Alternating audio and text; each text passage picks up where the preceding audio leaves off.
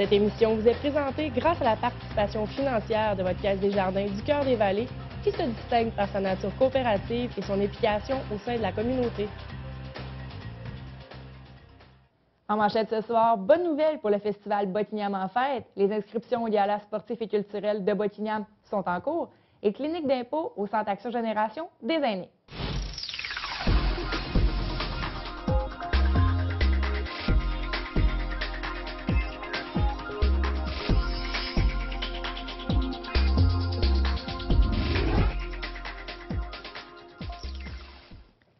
Bonsoir, mon nom est Josiane Hardy et bienvenue à cette édition d'InfoMag du jeudi 20 février 2014. Débutons tout d'abord avec une bonne nouvelle pour Bottignam. Le festival Bottignam en fête, véritable institution pour les gens d'ici, faisait cependant face à un déficit au courant des dernières éditions. Un plan de redressement à l'aube de l'édition 2013 avait été mis sur pied et semble porter fruit. L'organisation du festival a obtenu près de 30 000 $ en subventions et a rétréci son budget d'opération.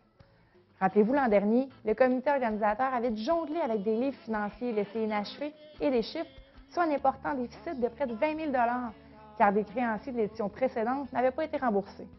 Au total, c'est entre 20 000 et 25 000 personnes qui fréquentent le festival à chaque année. Maintenant, les dettes mises de côté, le festival repart à neuf. Pour l'édition de 2014, la formule de 4 jours de spectacle sera probablement conservée. La programmation complète pour la 24e édition devrait être dévoilée aux environs des mois de mai ou juin prochain. Un nouveau regroupement politique a vu le jour à Gatineau, Politiquel, est formé de jeunes femmes ambitieuses désirant stimuler l'implication féminine au sein de la politique municipale à Gatineau. Le projet s'inscrit dans la foulée du projet Bon Départ de la Fédération canadienne des municipalités. Une utilisation des réseaux sociaux bat son plein présentement afin de récolter des données sur l'implication des femmes en politique municipale. Mme Andréane Cossette, qui est porte-parole pour le regroupement Politiquel, sera avec nous plus tard dans l'émission. Mais on peut tout d'abord écouter Mme Sylvie Gonneau, conseillère municipale du district de Bellevue, faire la présentation du projet lors du dernier conseil municipal le 18 février dernier. C'est un projet mis sur pied par la Fédération canadienne des municipalités et c'est subventionné par Conditions féminines. Donc, c'est un projet national et puis on est fiers de dire que Gatineau est une de 6 villes qui a été retenue pour ce projet-là et puis la seule ville québécoise qui entreprend des démarches pour faire avancer la présence de femmes en politique municipale. Vous savez que c'est au cœur de mon engagement. Puis on voit, depuis les dernières élections, sur 67 conseils municipaux en Outaouais, il n'y en a que seulement 3 qui démontrent la parité. Ça, c'est l'égalité entre les femmes et les hommes élus à la table des conseils municipaux. Le mois de février est le mois de l'histoire des Noirs. On avait reçu en entrevue la porte-parole, justement, du mois de l'histoire des Noirs, qui nous avait fait la nomenclature des activités qui auraient lieu durant tout le mois de février. La journée la plus achalandée du mois risque d'être sans doute ce samedi 22 février, alors que l'activité Noircisson battra son plein de midi à 16 h à la Maison du Citoyen dans le secteur Hall. Danse, hommage, allocutions officielles seront au rendez-vous. La célébration du mois de l'histoire des Noirs est célébrée à Gatineau depuis plus de 12 ans. Déjà, de nombreux pays se rassemblent et célèbrent ainsi les arts, la réussite, la musique et toute autre activité qui permet de se rassembler et de célébrer. Passons maintenant aux inscriptions pour le gala sportif et culturel de Bottignam qui sont présentement en cours. Le gala aura lieu cette année le samedi 14 juin prochain. Cette année, ce sera la 49e édition. Le gala vise à honorer les gens des secteurs de Bottignam, de Masson-Angers et de l'Ange-Gardien qui se sont démarqués au niveau sportif, communautaire ou encore au niveau culturel. La date limite pour soumettre la candidature de quelqu'un est le 28 février prochain. Les accomplissements des candidats seront pris en considération du 1er avril 2013 au 31 mars 2014. De cette manière, si un accomplissement ou une réalisation est effectué au cours du mois de mars, il sera possible de l'ajouter à la candidature.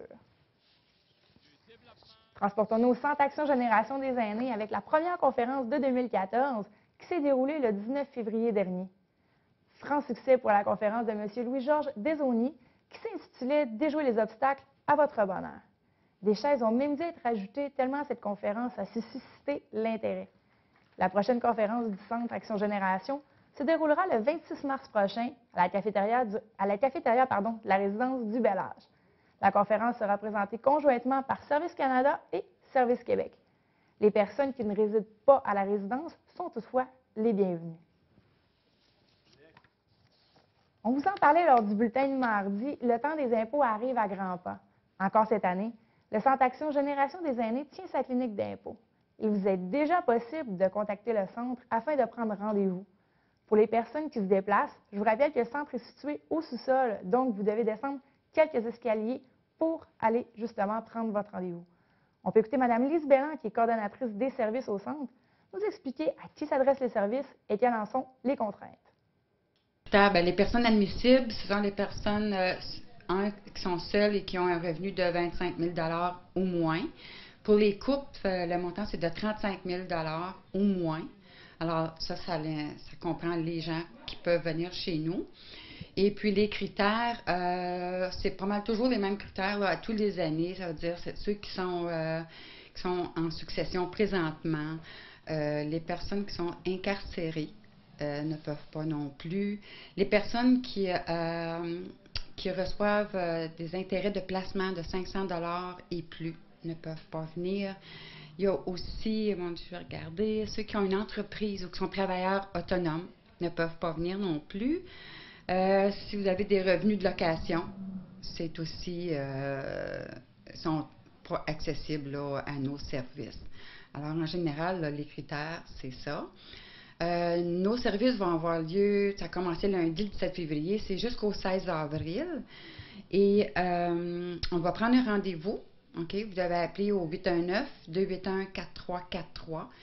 Et vous devez apporter, là, les coûts sont de 10 $ que vous apportez en même temps que vous déposez vos documents. Et pour les personnes qui ont de la difficulté à se déplacer, peuvent aussi nous téléphoner. Et puis, nous, on peut toujours là, aller chercher les documents chez la personne. Encore une fois, au téléphone 819-281-4343. Et on est situé au 390 avenue de Buckingham, au sous-sol. Alors, vous êtes bienvenus à utiliser nos services. Lors de la saison froide, de nombreux sports peuvent être pratiqués en plein air. On peut penser au ski alpin, à aller glisser, le hockey ou même la course à pied. Le ski de fond est souvent un sport qui est négligé par les sportifs, affirmant qu'il ne permet pas de se mettre en forme. Le ski de fond fait travailler les muscles des bras comme ceux des jambes, mais il permet surtout de relaxer et de profiter de la nature qui entoure les sentiers. Fondé il y a 40 ans, le club Les Renards Blancs allie le ski et la raquette. Je me suis entretenue avec le fondateur du club, M. Jean-Marc Lavoie, ainsi que M. Guy Lapointe, trésorier. On peut regarder la découverte des sentiers du club Les Renards Blancs.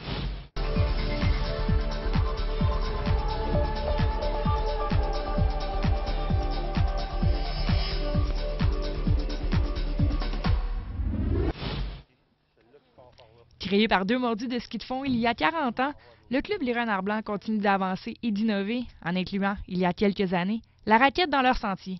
Lui-même adepte de plein air, Jean-Marc Lavoie désirait un endroit rapidement accessible pour les skieurs afin de profiter de la nature. Le club Le Renard Blanc est venu avec le fait que j'étais avec un ami. On faisait du ski de fond dans les années 73-74. Et puis, on voulait partager tout simplement le plaisir qu'on avait de faire du ski de fond. On voulait le partager avec les gens. Puis on voulait donner l'opportunité aux gens, dans ce temps-là, c'est Buckingham, on voulait donner l'opportunité aux gens de Buckingham de faire du ski de fond très près de chez eux. Parce qu'on partait du golfe. Donc, les gens n'avaient pas à faire de la route pour s'adonner au ski de fond. Fait que c'était de partager ce plaisir-là, puis de leur donner l'opportunité d'en faire près de chez eux. Les trajets sont sensiblement les mêmes depuis 40 ans. Au fil des années, des boucles ont été tracées, des sentiers ajoutés et défrichés. Mais les membres du club ne défrichent pas à main nue. Les sentiers de ski de fond sont travaillés mécaniquement, alors que ceux utilisés pour la raquette sont travaillés par les raquetteurs eux-mêmes. Les sentiers sont balisés à l'aide de rubans de couleur, ce qui empêche de s'égarer et permet ainsi d'admirer la nature en toute quiétude. Deux endroits pour le départ, soit au club de golf de Buckingham et sur le chemin Zinki à l'Ange-Gardien. On a des raquettes depuis à peu près 6 ans. On a une dizaine de kilomètres de sentiers de raquettes, dont 3 distincts, des plus faciles et plus difficiles. Les sentiers de raquettes sont tous balisés. C'est facile de suivre les indications dans le bois et d'être capable de voir exactement ce qu'on s'en va. Puis dans le fond, c'est les racketteurs qui entretiennent les sentiers. Quand il y a une neige, il y a un nouveau racketeur qui vient, puis les sentiers sont toujours entretenus comme ça. Ski de fond, on a 25 km, on a 6 sentiers différents. Ça, c'est entretenu mécaniquement. On a une machine pour faire ça avec un VTT puis une traceuse qui est exprès pour ça. Ça, aussitôt qu'il faut les repasser, on passe fréquemment, selon la météo, selon la situation. Comme il y a eu une neige vendredi, on les a passés samedi. On va repasser pour que ce soit toujours entretenu comme il faut. Puis cette année, nos conditions sont excellentes. On a une belle météo. Grâce à un partenariat avec la Ville de Gatineau, le service est gratuit pour les skieurs. Il faut seulement être titulaire de la carte Accès Gatineau. L'activité est également gratuite pour les résidents de l'Ange Gardien. Pour les gens de l'extérieur, il est possible de se procurer une passe journalière. L'équipement a grandement évolué au fil des années. Suggestion fondamentale de la part des membres du club, apporter sa cire avec soi lors d'une randonnée. Les surfaces étant changeantes, il ne faut pas hésiter d'arrêter et d'appliquer la cire appropriée. Pour la majorité des skieurs rencontrés, la relation entre eux et le ski de fond perdure depuis des années. Sport qui permet de profiter du grand air, d'apprécier le silence en pleine nature, de profiter de la beauté du site, le club Les Renards Blancs n'attend que de nouveaux adeptes. Au dire de plusieurs mordus, un essai vous convaincra, suffit d'être bien informé et d'être bien équipé. Ce qui peut déplaire aux gens en ski de fond, c'est le manque d'information, c'est de ne pas être trop connaissant sur le fartage des skis, ce qu'on dit le cirage. Aussi, ça peut être l'habillement. On s'habille trop chaudement. On a chaud, puis là, bon, on ne trouve pas ça agréable. Fait qu'il y a plusieurs facteurs comme ça, le facteur technique aussi. Donc, je pense que quelqu'un qui veut s'adonner au ski de fond, je pense qu'il faut qu'il prenne des bonnes informations, se renseigne auprès de nous autres ou d'autres personnes, mais ça vaut la peine là, de prendre le temps de bien s'informer, de bien s'équiper aussi. Puis après ça, bon, ben, il s'agit de faire du ski. La technique vient avec le temps quand on a une technique de base. Plus tôt dans l'émission, vous présentez la conseillère municipale, Mme Sylvie Gonneau, lors de son allocution pour le projet Politiquel. Le regroupement a mis en ligne un sondage afin d'identifier les obstacles au parcours féminin en politique municipale.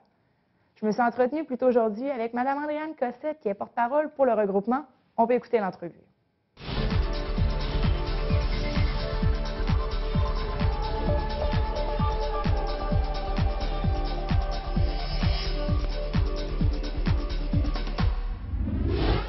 Avec Mme Andréane Cossette, qui est porte-parole pour le regroupement Politiquel. Bonsoir. Bonsoir. Et premièrement, qu'est-ce que Politiquel? Politiquel, c'est un regroupement de 8 jeunes femmes qui s'intéressent à la question de pourquoi les femmes ne s'intéressent pas à une carrière en politique municipale. Donc, à partir de là, il y a certaines initiatives qui vont être mises en place, mais ça, c'est le cœur du regroupement. Le regroupement a été créé à la suite, si je ne me trompe pas, d'une initiative d'un programme Bon Départ de la FCM, c'est bien ça? Oui, c'est ça. La FCM avait comme projet de réunir certaines villes au Canada pour justement faire des initiatives, découvrir les barrières qui empêchaient les femmes de penser à une carrière en politique municipale. Puis la conseillère de la ville de Gatineau, Sylvie Gonneau, a soumis la candidature de Gatineau. Elle a été acceptée, puis à partir de là, ben, le groupe Politiquel s'est formé. Historiquement parlant, on parle de... Ça fait combien de temps que vous travaillez sur le projet? On parle de mois? On parle d'années? Non, on parle de mois. C'est vraiment tout récent. Là. Ça fait depuis fin décembre, mais je dirais que vraiment dans le dernier mois, ça a été là qu'on a été plus active. Là. Vous avez lancé sur la page Facebook, une page Facebook qui a été créée tout récemment. D'ailleurs, on invite les gens à aller, les femmes, à aller visiter la page Facebook. On va en parler un petit peu plus tard. Vous avez lancé un sondage. Oui. Justement, qui cible les jeunes femmes de 17 à 35 ans. Je me dois de poser la question et je suis certaine qu'elle va revenir dans plusieurs des conversations. Oui. Pourquoi les femmes de 17 à 35 ans? Premièrement, étant donné que Politiquel découle du projet Bon Départ de la FCM, c'est leur public cible, les femmes de 17 à 35 ans. Donc, en fait, on s'est un peu moulé à ça. Puis aussi, c'est qu'il faut penser que ce groupe d'âge-là est aussi les citoyennes et puis les futures conseillères pour les élections 2017. Donc, dans le fond, ce qu'on essaie de faire, c'est d'aller les rejoindre pour essayer d'un peu les supporter pour ce laps de temps-là. Mais les gens, j'entends déjà les ragots, les cris dire, autant pour les adolescentes de 17 ans et moins que les dames de 35 ans et plus, il est possible quand même pour elles de s'impliquer, là. Oui. Les opinions ne sont pas mises de côté parce qu'elles sont trop âgées. Non, non, du tout. C'est certain qu'en fait, c'est le noyau de notre démarche, ce groupe d'âge-là, mais c'est certain qu'on n'écarte aucune réponse qu'on va recevoir par rapport à des femmes plus jeunes ou plus vieilles, parce que d'un point de vue comme citoyenne, là, les barrières, ils peuvent être les mêmes ou ils peuvent être très différentes. Puis pour nous, ben, l'important, c'est de les découvrir. Donc, c'est certain que toutes les réponses sont prises en considération. Je reviens au sondage. Précisément, qu'est-ce que vous cherchez avec ce sondage-là? Vous m'avez parlé de barrières, d'impact, mais précisément, qu'est-ce qu'on retrouve dans le sondage? C'est un sondage de 10 questions, plus ou moins, là, tout dépendant certaines options dans le sondage. Mais vraiment, le gros, c'est de vraiment identifier les barrières et puis aussi les facteurs qui pourraient favoriser l'intérêt dans une carrière politique. À partir de ça, nous, ce qu'on va faire, c'est qu'on va analyser les réponses, puis on va bâtir un plan d'action pour poser des actions concrètes pour répondre à ces interrogations-là ou à ces facteurs-là pour supporter et puis informer les femmes pour les prochaines années. Un plan d'action va être mis sur pied. Est-ce qu'on a un laps de temps? Est-ce qu'on a un échéancier? Non, c'est vraiment un projet qui est bénévole, donc c'est vraiment difficile pour nous, pour le moment, surtout que c'est à son début, d'établir une ligne de temps. Par contre, c'est certain qu'on aimerait avoir reçu assez de sondages pour avoir au moins une ébauche d'analyse de réponses pour la Journée de la femme le 8 mars. Mais on ne se met pas de pression, là, ça se pourrait que ça aille un petit peu plus tard que ça.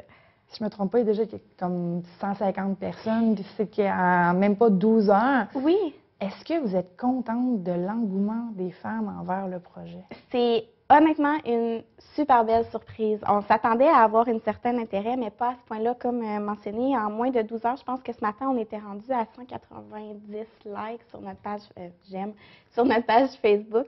Puis vraiment, moi, j'ai été super surprise puis emballée. Là, la réponse qu'on a, ça prouve que c'est une question qui est importante à Gatineau. Le sondage, il est disponible sur la page Facebook, oui. Mais est-ce qu'il est disponible ailleurs, autre part? Pour le moment, non. Il y a certains organismes qui le mettent sur leur page. Donc, vous pouvez aller le chercher à partir de là, mais il va falloir aller consulter notre page Facebook pour savoir c'est quel organisme, justement, parce qu'on va la mettre à jour. Par contre, il y a la Ville de Gatineau aussi qui a le lien en permanence. Justement, on m'amène sur un point. Le conseil municipal de mardi dernier, dont la date m'échappe. 18. Le 18, merci. Le maire s'est dit réjoui, dans le fond, de cette initiative-là. Mme Gonneau également a présenté le projet aux autres conseillers. Est-ce que les conseillers, je vais peut-être passer un petit peu sexiste, féministe, est-ce que les conseillers masculins ont démontré autant d'ouverture d'esprit que les femmes? Parce que sur le conseil de ville de Gatineau, il y a 3-4 dames. Oui, on est un peu loin de la parité, effectivement, dans le conseil. Pour être franchement honnête, Political n'a pas eu nécessairement beaucoup de contacts avec tous les conseillers. On a beaucoup de contacts avec Sylvie Gonneau, puis aussi avec le maire qui s'est impliqué, comme mentionné. Donc, dans ce qui se dit là, dans le conseil, je ne le sais pas, mais quand on était là, tout le monde a applaudi, tout le monde avait l'air favorable. Prochaine étape pour Political, c'est justement la compilation? Oui, c'est la compilation, puis vraiment s'enligner, là, comme on dit, sur qu'est-ce qu'on peut faire avec ça, puis quelle action on peut poser pour aider les futures femmes pour une carrière en politique. La FCM, oui. Vous avez mentionné qu'il y avait un rapport qui va être produit. Un guide. Merci. Merci, un guide qui va être produit. Oui. Est-ce qu'eux vous ont donné un laps de temps? Le projet en tant que tel, bon départ, se termine au mois de septembre. Dans quelques mois. Oui, c'est ça. Donc, en théorie, ce projet-là se termine. Par contre, Political, on est associé à ce projet-là, mais toutes les jeunes femmes qui forment le groupe ont l'intention de poursuivre. Donc, Political ne se terminera pas au mois de septembre, en fait, si tout va bien. Là. Les gens, les dames qui seraient intéressées peut-être à vous donner un coup de main, donner quelques heures à la compilation, est-ce que c'est possible? Oui, tout à fait. C'est certain qu'on va prendre toute l'aide qui nous est offerte. Puis surtout, en ce moment, j'avoue que ce qu'on a vraiment besoin, c'est des réponses au sondage. Donc, tout le monde qui veut nous aider, la meilleure chose à faire, c'est d'inciter les femmes que vous connaissez à répondre au sondage. À la suite de ça, pour le moment, on fonctionne vraiment par médias sociaux. Donc, sur la page Facebook, vous pouvez manifester votre intérêt. On va communiquer avec vous aussi via Twitter avec #Political. Parfait, Andréane Cossette, merci beaucoup. Merci.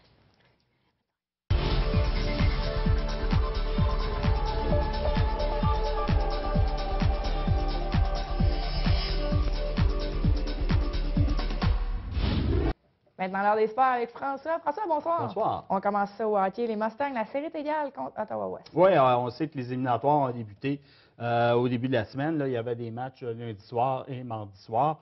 En levée de rideau, ben, une belle victoire des Mustangs par le pointage de 4-3, justement à l'étranger, sur la partie noire même d'Ottawa-Ouest. La différence qui a fait de cette victoire-là, c'est que les Mustangs sont réellement sortis là, fort au début du match, peut-être une de leurs meilleures prestations là, de la saison. Ça leur a permis là, justement d'aller chercher le premier match. Malheureusement, le lendemain soir, ben là, l'histoire était un petit peu différente. Ça a été quand même un bon match, mais pour les deux premières périodes, c'était 2-1, c'était du jeu serré, ça patinait. Malheureusement, en troisième période, Ottawa-Ouest a montré aussi pourquoi il avait terminé au premier rang, 5 buts sans riposte. Alors, pointage final, 6-2. Mais écoutez, là, la série est égale 1-1, et comme disait l'entraîneur, ben, on ne va pas tous les gagner. Et à ce moment-là, ben là on revient à la case départ. Et il y a un match ce soir, jeudi soir, à compter de 19h20. Mais attention, là, celui-là est à Ottawa-Ouest. Vendredi soir, donc, une autre rencontre là, en 2 jours, 2 matchs en 2 soirs. Vendredi soir, à compter de 20h, ici au centre sportif. Les joutes se jouent vraiment en peu de temps, donc les joueurs sont fatigués sûrement pour le deuxième match. Effectivement. Et on a la preuve qu'une partie n'est pas gagnée tant que le dernier sifflet. Ah non, et puis on le voit, là, les gardiens vont faire la différence là, dans la série. On reste au hockey. Papineauville. Oui, bien, on sait qu'ils ont été sacrés champions dernièrement, c'est-à-dire champions de la saison régulière. C'est la première équipe québécoise à le faire dans le circuit de Junior C de la capitale nationale.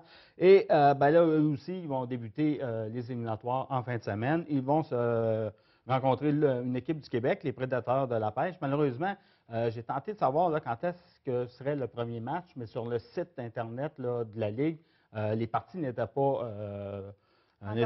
c'est ça. Mais ça devrait, écouter, ça va être en fin de semaine, là, soit vendredi, samedi ou dimanche, le premier match à Papineauville. Et rapidement, je rappelle qu'en fin de semaine, le Festipus, ici à Buckingham et à Masson, Festipus, qu'est-ce que c'est? C'est un tournoi de hockey pour les jeunes, là, les MAG qu'on appelle, les joueurs de 6, 7 et 8 ans. Écoutez, 52 équipes quand même, là, il va y avoir du monde. Ces petits puces-là, là, pour eux autres, c'est comme la médaille d'or de cet après-midi pour les femmes. Oui, effectivement. Excellent. On se transporte justement, tu parles de cet après-midi, on s'en va à Sochi, sauf des neiges. Malheureusement, Caroline Calvé s'est inclinée en quart de finale. Oui, s'est inclinée en quart de finale, donc elle a pris le 6e rang là, au classement global. C'est malheureux, surtout dans les circonstances, c'est qu'elle elle devait combattre un virus là, depuis son arrivée à Sochi. Alors, je pense que pour un athlète olympique, c'est peut-être, à part de se blesser là, à l'entraînement, c'est peut-être la pire chose qui peut arriver parce que vous en allez là, ça fait 4 ans au minimum que vous travaillez. Le focus est là, puis là, c'est un virus qui vous met hors de combat un peu. Alors, c'est décevant, mais quand même, une 6e place, il faut saluer l'exploit. Et ce n'est pas terminé pour Caroline. Elle participera à une autre compétition. C'est samedi matin, mais à l'heure de Sochi. Donc, ça va être dans la nuit de vendredi soir à samedi, aux alentours de minuit, 1h. Là, pour ceux qui veulent le voir, là, elle va courir à nouveau en surf des neiges. Préparer le café. Oui. Ou les boissons le pouce-café. Le pouce-café. On s'en va en curling, championnats provinciaux. Oui, bien, c'est ça, les championnats seniors qui se déroulent là, à Sorel-Tracy. Ted Butler, qui a été bien connu ici dans la région de Buckingham, effectue un retour à la compétition. Lui, il attendait que ses coéquipiers atteignent la cinquantaine pour pouvoir là, participer au circuit senior. C'est quand même une bonne idée. On rappelle que lui, il avait participé quand même au Brier en 1992 avec son équipe. Alors, l'équipe est composée de Don Westphal, Michel Laroche et Sylvain Aspect. Ils jouaient ce matin et ils ont perdu, mais leur fiche est 3-2. Donc, rien n'est perdu encore. Et il faut aussi signaler qu'il y a une autre équipe de Buckingham, l'équipe Faggy, qui est aussi là, au championnat provincial senior. Eux avaient une fiche de 3 victoires et 1 défaite avant qu'on entre en nombre. Et du côté féminin, il faut mentionner que Catherine Déric de Tursault participe également à la défense de son titre. Elle a gagné l'an dernier et ça va très bien dans le moment pour son quatuor. Ils ont 3 victoires et aucune défaite. Et les femmes ont remporté l'or à Sochi, c'est important de le mentionner. Oui, puis également. c'est une performance titanesque. Aucune défaite ne s'était jamais vue. Parfait. On Ouais. s'en va à la natation du championnat canadien de l'Est. Oui, on sait que c'est une compétition extrêmement relevée. Et du club de natation Gatineau, ben, il y a Nicolas Masse-Savard qui s'est imposé. Il a remporté 3 médailles pendant cette fin de semaine-là à Windsor. Il a gagné l'or aux 800 mètres et aux 1500 mètres libres et l'argent aux 400 mètres libres. Alors, c'est une solide performance. Belle récolte. Oui, oui, oui. Et il n'en est pas à ses premières armes parce que même s'il n'a que, je pense, c'est 18 ans, en eau libre, il avait terminé 2e aux 10 km de la Coupe du monde au Lac-Saint-Jean. Et lui, il est chanceux. Sa prochaine activité, camp d'entraînement en Guadeloupe. La semaine prochaine. Ça se prend bien, hein? la saison froide. Surtout avec ce qu'ils nous annoncent dans les prochains jours. Et il faut souligner aussi la performance d'autres nageurs. Yvan Kokunubo a lui aussi obtenu 3 médailles, or, argent et bronze, donc il a fait un beau triplé. Anthony Bluto aussi s'est mérité 2 médailles d'argent. On reste dans le plein air. La Gatineau-Lopette, Nicolas Pigeon s'illustre. Oui, effectivement, il a remporté non pas une course, mais 2 courses dans les 2 jours de compétition.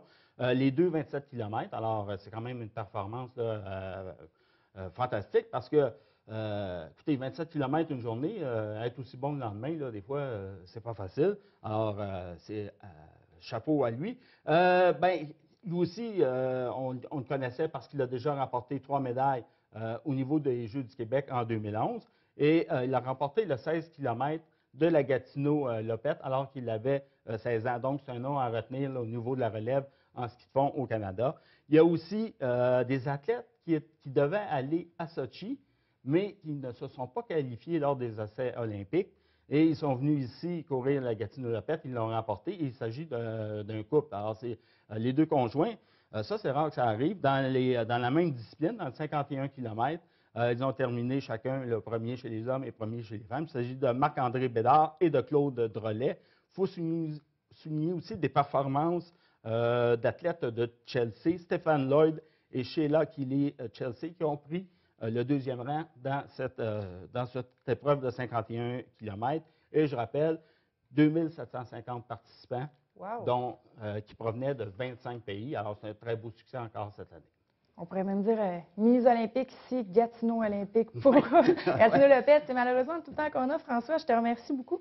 Je vous remercie d'avoir été avec nous ce soir. Je vous rappelle que si vous avez des suggestions de commentaires, de reportages ou de nouvelles, dans le fond, je vous le dis à chaque semaine, mais je vous le redis encore une fois, nouvelles au pluriel @tvc.qc.ca. Ne vous gênez pas, toutes les suggestions sont bienvenues. Je vous remercie d'avoir été des nôtres. On se retrouve mardi prochain. Passez une très bonne soirée. Merci.